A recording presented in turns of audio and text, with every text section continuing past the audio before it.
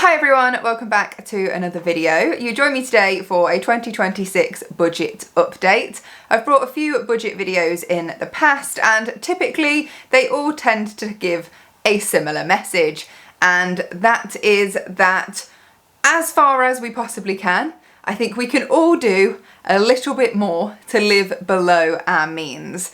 And that is my entire budget strategy. I will break it down for you in order for us to live comfortably. Now, we are a dual income household, but regardless of that, regardless of what our income is, we keep our monthly expenses below £2,000 every month. And I will do the currency conversion into euro and US dollars so you can compare, and I'll pop those on screen if you're somewhere else. We do this, like I said, regardless of what our income is, regardless of if we are fortunate enough to have an increase in income at work, we don't then increase our lifestyle to meet that. We continue to live below our means as much as possible. And the reason I think this is a good strategy is because we've all got to pay our bills, right? Any old idiot can come online and say, well, just stop spending money. If you want to live more comfortably, just stop spending money. But we can't all just do that. We've all got bills to pay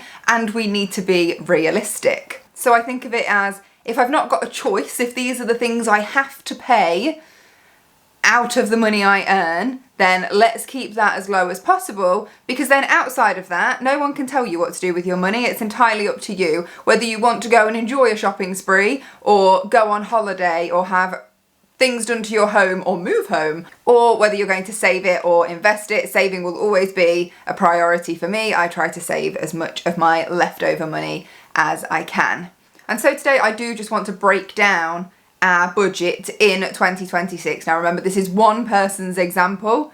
As I said, we're a dual income household. We do not have children, so our circumstances will be slightly different in that regard. We live in the middle of England, so costs will be very different to if you're comparing to London or if you're comparing to somewhere north in England or anywhere else in the world. So something to consider there. And as I say, this is just one person's example, but it is an example of how in 2026, depending on your circumstances, and we are all unique, and I must mention it, if you're going to go down below in the comments and talk to each other, I will always ask that you please be respectful. This is just an example of how it can be done, and I'll break these down as I go through. So the biggest expense for us is mortgage. I've rounded all of these to the nearest pound, by the way, and I will continue to put the conversions on screen throughout. So mortgage, £993. And for so many people, that will be incredibly low in the current climate, especially if you're comparing that to renting.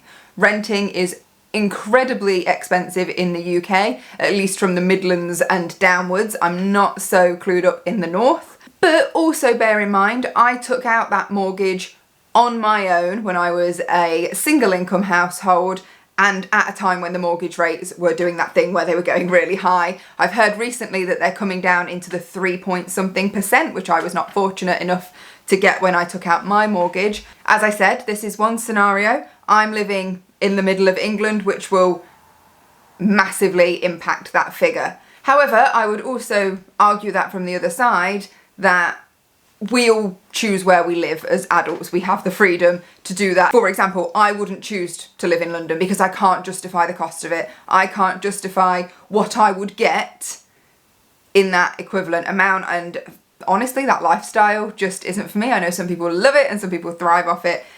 I wouldn't trade my lifestyle out in sort of rural-ish. It's not completely rural, but it's certainly not sort of a town or city. So I guess it's a case of you pick what you want and you understand what you're going to be paying where you are. That figure may be very, very different. In fact, that's probably one of the biggest ones that's most changeable where you are. Then we've got council tax, £235 a month, which those of you living in the UK, you'll know you pay that for 10 months out of the year, so you get 2 months where your bills are just a little bit manageable, and aren't we all looking forward to February and March because of that reason. Again, that figure is largely dictated to where you live, the size of your property, and so on. And so I guess my next sort of avenue with this goes back to that idea of living within your means. I live in a small house because we don't need more than a small house. We live in a reasonably nice area. It's not anything special, but it's certainly not a troubled area, if you like. And as I've said, as we've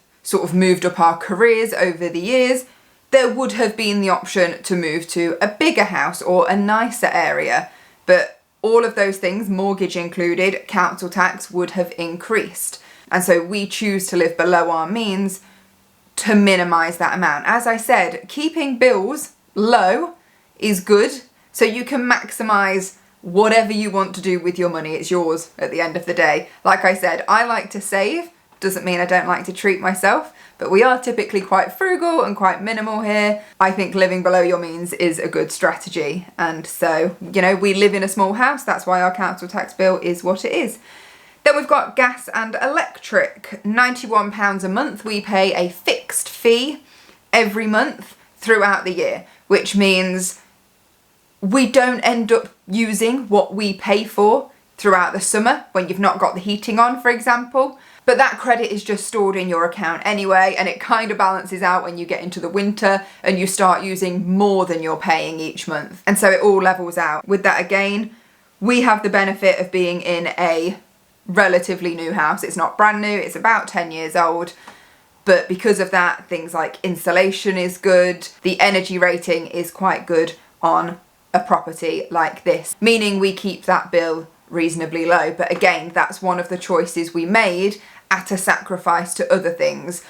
Tom and I would love to live in an old country cottage with more land. Even if the property is small, we would like the space. But realistically, buying a really old property is going to cost more money, not even in terms of the property itself, but any improvements you want to make, especially if you want to make it more energy efficient, or the other side of that is it's probably not going to be energy efficient and you'll spend more that way. So it's kind of a case of picking and choosing what you're willing to sacrifice and what you're not. Next we've got water, again a fixed monthly cost of £21. I don't believe that's anything special for two people. I think that's pretty standard.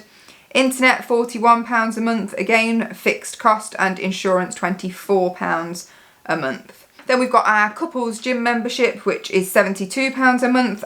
I didn't necessarily need to include that in bills, because you could argue that's an optional personal individual expense if you like. I think it's good to include a couple of things as part of your base set of bills when sharing a budget like this, because it kind of covers for some of the other expenses that you may have instead of those. So we won't all have the same expenses when it comes to things like that, but you might have an expense that I've not that you could swap it out for, if that makes sense. Then we've got subscriptions, things like Netflix, Spotify. Again, they don't have to be in this budget. They are very much optional. They are very much a luxury. But I've included them in here for the same reason. That's £36 a month in total. Pets, I've budgeted £50 a month. That's quite variable. We have 2 rabbits and 2 guinea pigs. I do a hay box order every month. That's £24. And then their food, we buy like really big bags and store it because it's better value for money, but they don't get through a bag in a month. It kind of rolls over a little bit, so it's hard to quantify. So I've kind of done an estimate on that as £50 a month. Food, obviously a really big expense and variable depending on your household size, very variable depending on your household size. As a couple, we budget £360 a month for our grocery shop.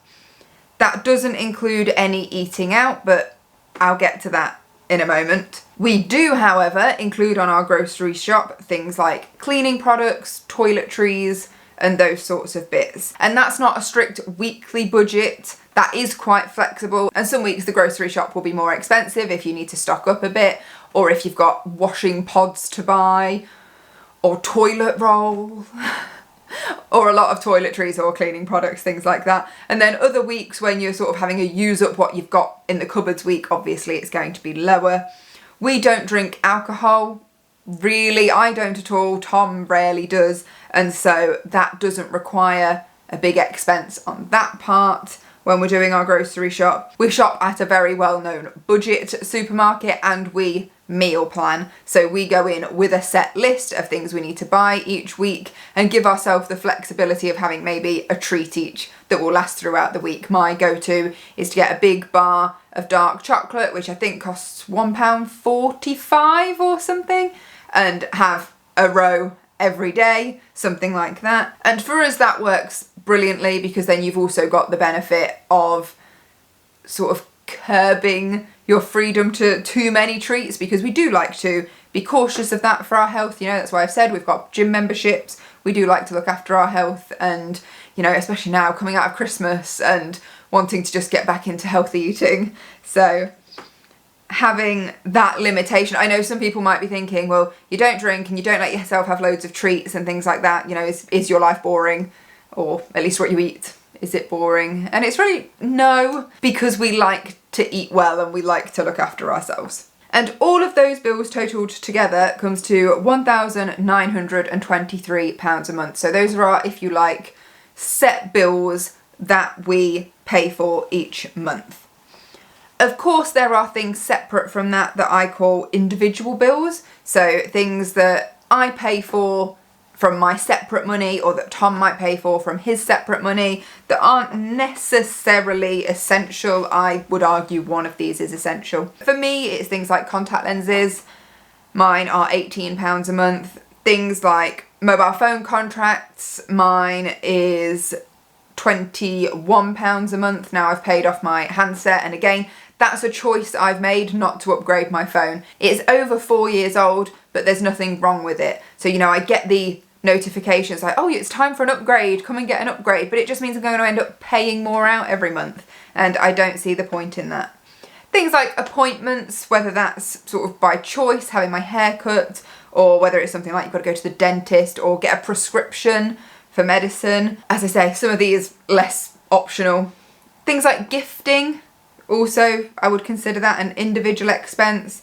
And then anything personal, clothes, I suppose, things like that. The one that I say I don't think is optional personally, especially if you've got to get to work, is petrol or fuel for the car, but we each pay for our fuel separately, and we haven't felt the need to set a budget for that, but that might be something you include in your budget, or alternatively transport if you're not in an area where driving is sort of the typical mode of transport. Again, I'm thinking in a city, or if you don't drive, then obviously you'll have alternatives to that. And then all the things that come with car ownership, I guess, is the balance to public transport or other methods of transport, because you'll have things like when your MOT comes around, or when you pay your insurance and things like that for your vehicle. So I keep those as a separate from our main household bills. And then obviously you need to have a bit of fun. You need to have some enjoyment in life. And so between us, we set aside, and I've not included this because it's not essential, and if you are really working hard to budget below 2,000, then this might be something that you decide to tighten the screws on a little bit whilst you stick to a budget. You know, that's the whole point of a budget. It might not be easy all the time, but if it's to improve your financial circumstances, then you might be a little bit strict on yourselves. We have what we call a pot of money for entertainment. So I mentioned earlier that we don't include in our grocery bill eating out, for example. So we put £150 a month on a card that we use for our entertainment. Now that might be a date night, it might be a meal out, it might be going shooting. We typically wouldn't do that more than once a month anyway. We play badminton probably 3 times a month, and so that pays for the courts for that. Things like that, things that we do together for our enjoyment. So it's just a way to make sure there is money set aside for those things, but that's entirely optional. You don't have to include something like that in a budget.